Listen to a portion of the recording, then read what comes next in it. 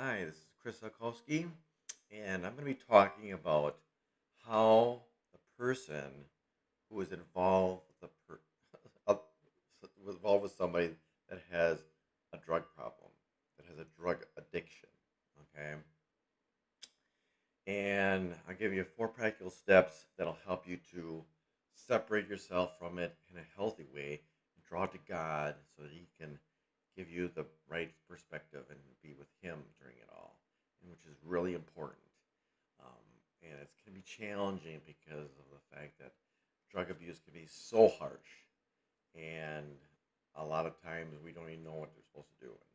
And we really need God. So this will help kind of give it a more of a practical way of doing that. Even though we know that's probably what we need to do, it's just that how do you do that?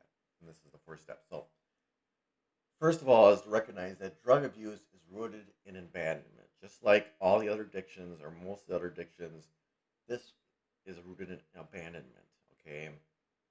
Because there's needs to be a lot of times uh, time in a person's life that causes them to feel very empty or very alone and creates this vacuum, this great need to fill it, to create that, to fill this emptiness inside them. And you have to have that other, I mean, not to say that people that get hooked on drugs have to have this. It's just that it's a, you know, very good indication a lot of times that a person will get hooked on drugs because of it. Sometimes it's just a matter of because the person's a people pleaser and they go along with the crowd and then they end up getting hooked that way. Even that, to some degree, though, is somewhat rooted in abandonment because of the fact that there's such a great need to have some type of friendship, some type of relationships. And when you have to go in a direction that you know can be harmful and not have red flags and not realize that how dangerous it is, can it shows you how much and how detrimental that desire is to be so strong that you basically not looking at the dangers of drug abuse and drugs in general. I'm thinking of like heroin stuff and cocaine, anything like that, or even narcotics that are abused. I'm not. I'll probably be doing a different video on marijuana because of the fact of it being more in the line of like alcoholism, where there's some that can drink and not be affected, and where there's some that are marijuana is an addiction. So, but this particular, I'm talking about drugs that you get addicted to, and it's addiction. Um, so, and also that drug abuse affects you physically, mentally, emotionally, and spiritually. So the drug abuse person isn't just doing it because they need a high. It actually is a physical thing, and most people I think know that it creates, it mixes with it creates chemicals inside your body that gives you that high. That's a physical thing. I was reading an article and I was talking about how cocaine releases all this chemical. I can't remember which one it is now. If it's oxytocin, I think. I'm trying to remember now which one it is, but really a lot. The problem is that with cocaine is that once you do it once, you can't ever repeat it again. And that's the problem with cocaine is that you get that high and then you want it again, but you never get it. And so the person is just constantly feeding themselves with all these drugs and wanting a high, but it's not as much as it was that first time. Which I was surprised because I didn't realize that about cocaine. Um, but anyways, any kind of drugs that can be so dangerous and because of it being so physically harming, and it can create such a dependency that above any other addiction, and that's why it's so detrimental. It's so um, scary to get involved in. I mean, if you do it once, it can be, like I said, can affect you so much physically that you are hooked until you die or you have to get help from somebody. And then of course mentally that you have that craving, and then your mind is so wrapped around um, the fact that you need that so much to help you cope with the abandonment and some of the other anxiety that you feel inside, because usually there's, like I said, there's a reason why you don't that you started, because you're desiring this either way of to cope with life, or to be to please somebody else so strongly, to be able to say, I can't, because of the fact that it's so bad and so dangerous. I can't, because, and then to be able to walk away. Um, Usually people are pretty smart when it comes to that, but a lot of times people get hooked in because of the need for friendship, and or to deaden these feelings and this anxiety of abandonment, and this and the feelings of frustration of life caused by that, or other things in their life. Are so strong that they have to have something strong, and they just want to gravitate to something that's going to be so um, mind altering, and because they just need to get away from these feelings and these thoughts of how much hard have their life, and it just really is agonizing at them, and that's why they run to something that's so harsh. Of course, emotionally, and then spiritually, of course, because the fact that God was never meant to, um, our body wasn't meant to have so much of a medication that messes up with our natural body workings and everything, and so it distorts it all, and that's why it's so harmful. Um, so step two, it is wrong way. It's a wrong way of coping. Obviously, drug abuse is the wrong way of coping. The key, though, is that now if you're not the person doing having drug abuse, you understand that. And obviously, it's not a wrong way of coming. However, when you are the person that seeing it happen, the problem is you have to ask God for forgiveness for enabling the addiction. Okay, why I say that is because sometimes, I shouldn't say usually, sometimes you get to a point when you see it going on, and you have conflicting feelings about it. You have one side where you're supposed to, come down on this person, or ask for somebody for help and say you have to do this, but you don't go far enough, or you don't aren't willing enough to really ask God tough questions of what to do. You enable them and say, well, can you just stop for me? And you try to talk them out of it, try to help them, and then of course their natural tendency, oh yeah, yeah, I'll stop, and then you give into that, and you say, okay, okay, and then they do it again and again. You just keep just sticking with them without even helping them really.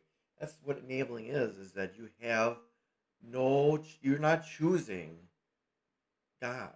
You're choosing to allow them to continue in their stuff, and it sounds like you love them, or you're loving them in their sin. You're loving them where they're at, and you're really not. Okay? Enabling is when you don't aren't able to choose. And that's the choice would be is that you're not able to choose to walk away. Okay? I know I know a situation where the parents had to be tough on their kid and says, you know what, if you do not go into rehab, we're gonna have to disown you. That sounds really harsh, okay? But that caused the person to go into rehab, and it changed their life. They became they accepted Christ, and they changed their life. Um, we've had to do that, in different situations too, and so and when you make those tough questions, a lot of times, especially when the person's, I'm talking about mostly when they're a little bit on the older side, closer to adult age, or they're an adult and they're living at home, if they're 18 or whatever, because what it does is it makes them realize that if they don't stop, they could be on the streets. They could be homeless, and that shakes them up a little bit. Okay, same with a lot of other addictions is they need something that's pretty harsh for them to stop, or them to take this seriously, and sometimes it's needed.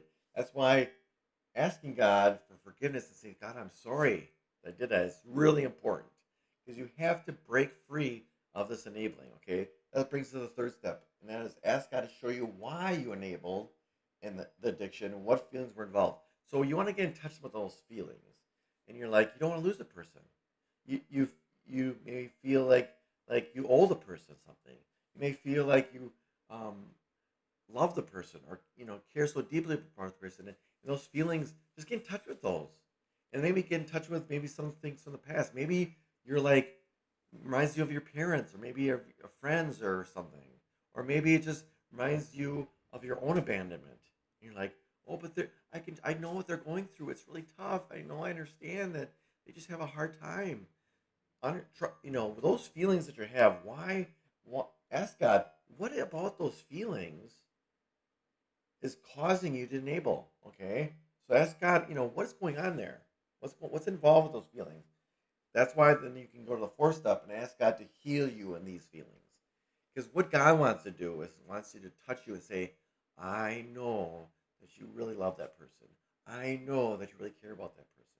I know that you really wanted to be loved when you were younger, and that you wanted to care about others, and you wanted to help others, or whatever the situation when you're younger. But I'm the one that has to change the person's life. I'm the one supposed to take care of you, and I'll take care of whoever.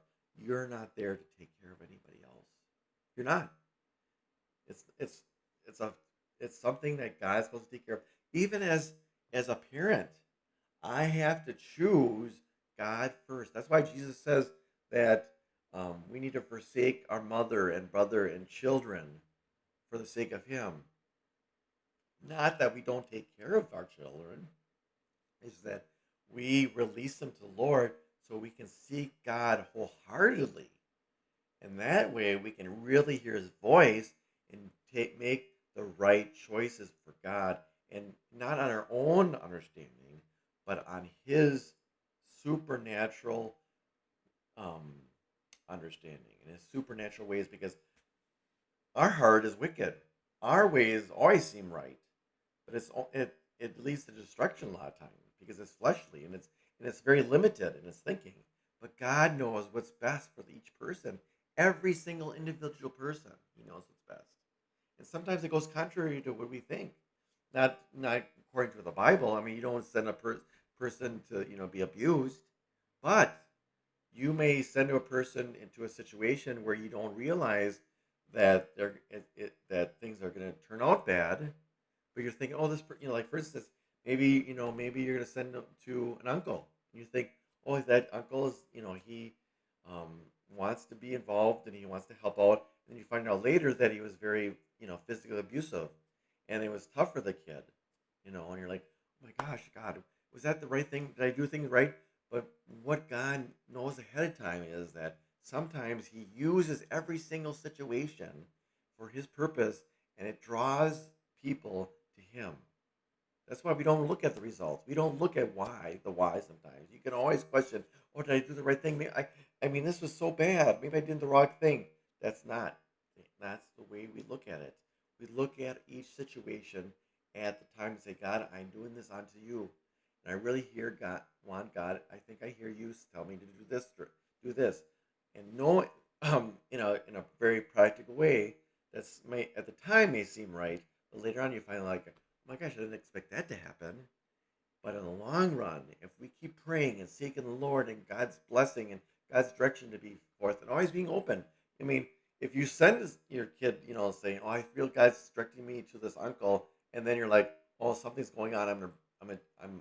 God. I feel God's telling me to get my kid out of that situation again." Then if you're open to it, to what God's direction is, because He might have you send him to somebody else then too. I don't know. That's why it's always before the Lord, whatever He wants, what He thinks best. We have to be open to whatever. But if all of a sudden, like you see, there's an abusive situation going on, you take him out of there and say, okay, now what, God? Now look what's happening. What do you want to do from here now?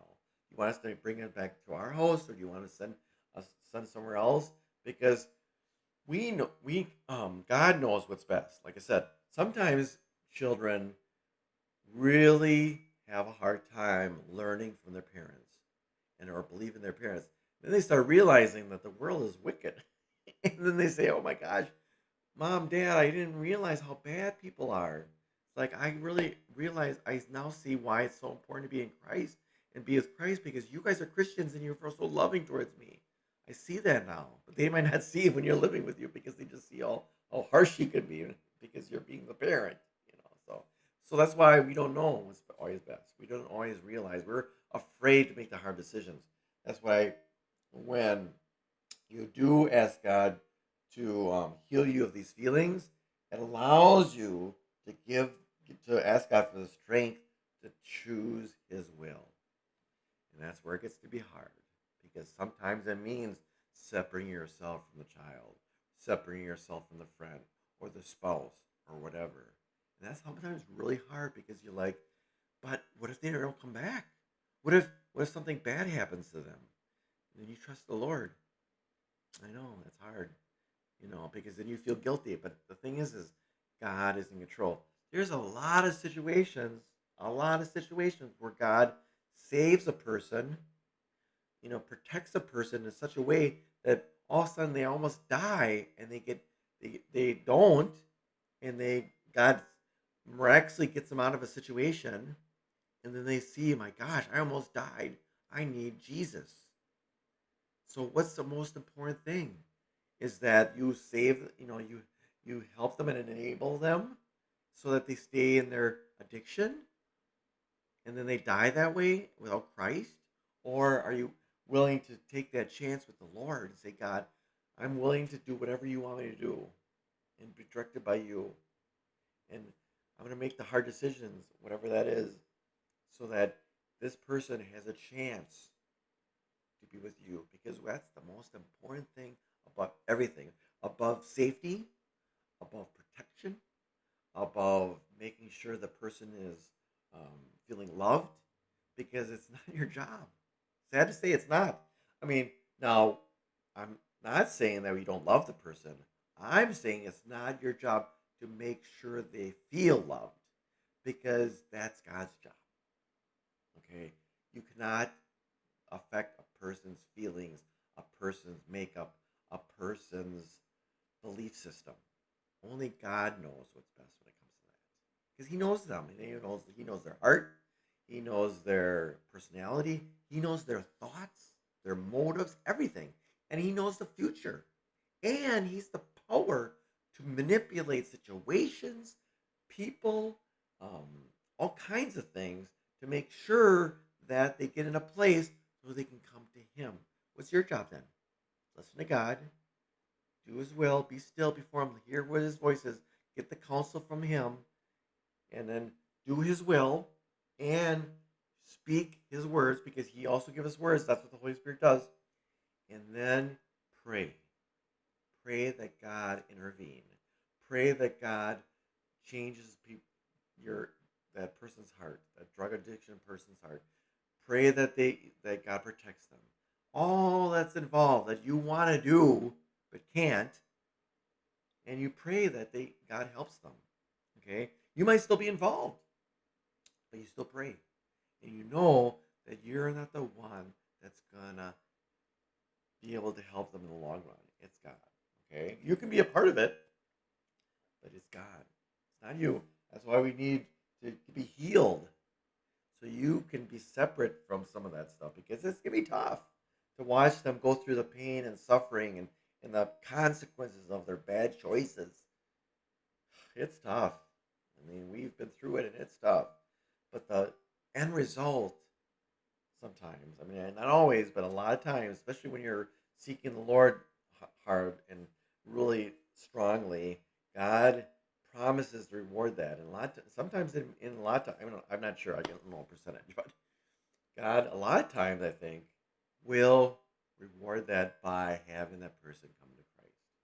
Because I think what it comes down to is that He put He put this child or this friend or this spouse in your life for a reason.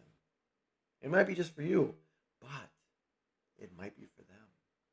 And if you're seeking the Lord and really trying to hear from God, a lot of times it's because that turns into the fact that He wants them to come to Him, because He knows He can trust you with their life once they do. Because if they turn to Christ and God planned it that way, and then they say, I need direction, and you're so in the Lord, you can direct them to the Lord in a proper way. Now, if I'm just like in my flesh a lot, and then I'm like, okay, God, help me, and help them, and then they get saved, and they come to you, and you're in your flesh, what are you going to direct them to do? Be in their flesh, because you're in the flesh. That's why it doesn't work that way. That's why we need these 4 steps. That's why we need to recognize that it's an abandonment and that there all this mess is going on and that it's the wrong way of coping and that we have to ask forgiveness for enabling them and we have to separate ourselves from that and ask God to show us why we're doing that and why to heal us from all that stuff and what feelings are involved and so when we're healed that we can make those tough choices and the strength. God gives us the strength to do it.